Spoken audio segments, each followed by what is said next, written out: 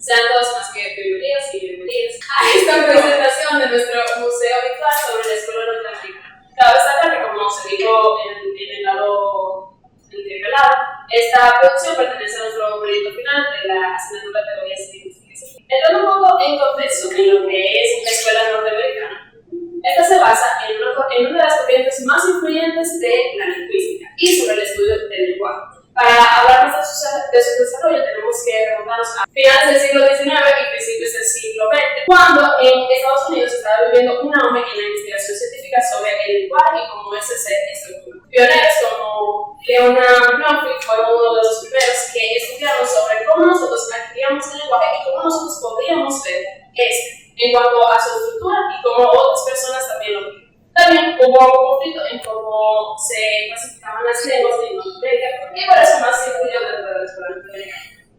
Cabe destacar que no se dice escuela norteamericana porque literalmente es una escuela, sino porque en lingüística nosotros le llamamos a ese tipo de cosas, a ese tipo de corrientes de escuela por la gran enseñanza y corrientes que traen. Vamos a tener un recorrido por los principales representantes de sus aportes, el impacto y legado de la escuela norteamericana, las distintas metodologías que decimos de la escuela norteamericana y por último una conclusión reflexiva.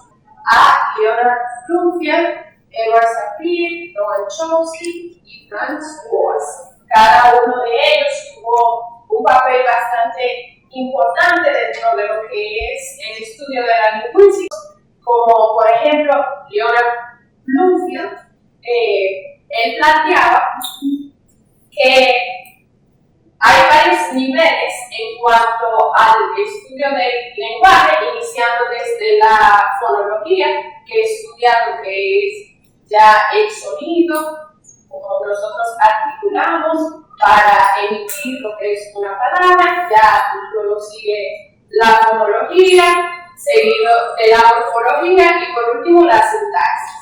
Edward Sapir, por ejemplo, nos dice que no se puede definir lo que es el lenguaje sin antes tener en cuenta lo que es la cultura en la cual nosotros nos desarrollamos, en la cual el individuo se desarrolla.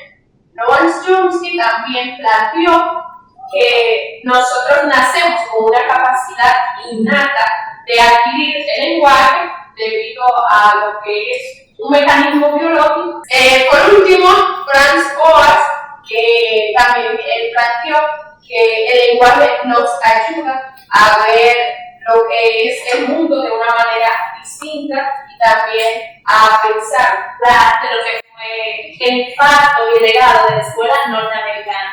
Esta escuela dejó una huella profunda en el estudio del lenguaje, puesto que sus investigadores ayudaron a describir muchas lenguas, especialmente las indígenas de América, y demostraron que cada idioma refleja una manera distinta de ver el mundo. Figuras como Bloomfield desarrollaron métodos de estudio para las palabras y sus usos, mientras que Boas y Sapir se encargaron de relacionar lo que es la cultura con el lenguaje.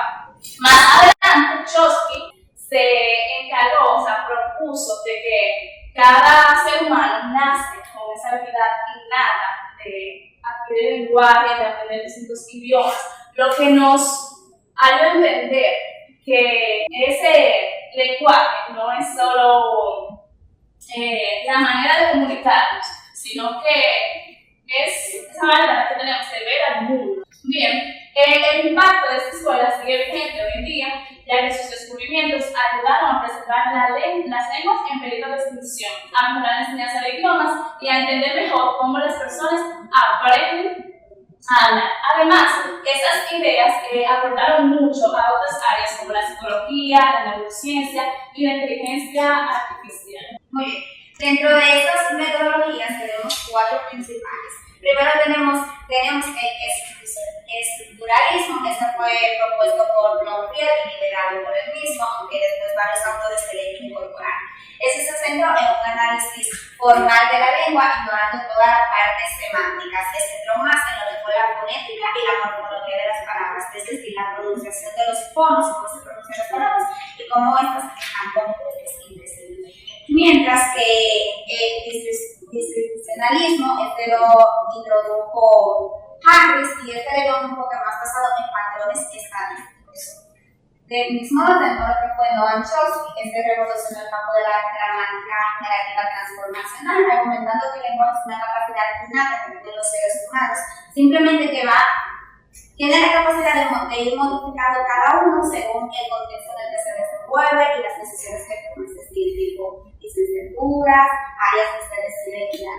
Y también tenemos lo que es la sociolingüística, este fue de Williams, y este se incorporó más en el estudio de las variaciones lingüísticas según el contexto social y las clases sociales. Por ejemplo, en la zona de Ciudad es muy probable que una gran cantidad de personas utilicen las mismas palabras y las mismas jergas, a diferencia que la parte sur o la parte este del país.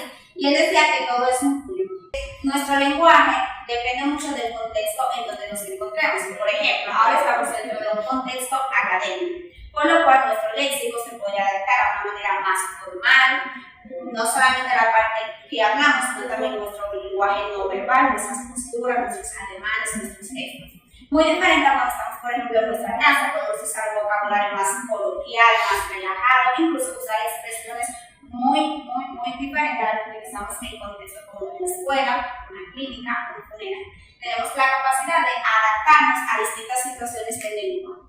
Sí, como pudimos ver en las exposiciones de mis compañeros, esta museo de lingüística no solamente ha sido un espacio de conceptos, sino un espacio que nos puede identificar como humanos, ya que podemos ver cómo desde el comienzo hasta ahora hemos estado utilizando lo que es el lenguaje junto a la lingüística. Sabemos vivir con el lenguaje, nosotros venimos, que eso es de nosotros, nuestro. Y con esos aportes que nos han dado estos representantes, podemos ver cómo utilizamos el lenguaje día a día. Y como futuros docentes también podemos aprender cómo utilizar el lenguaje de una manera correcta.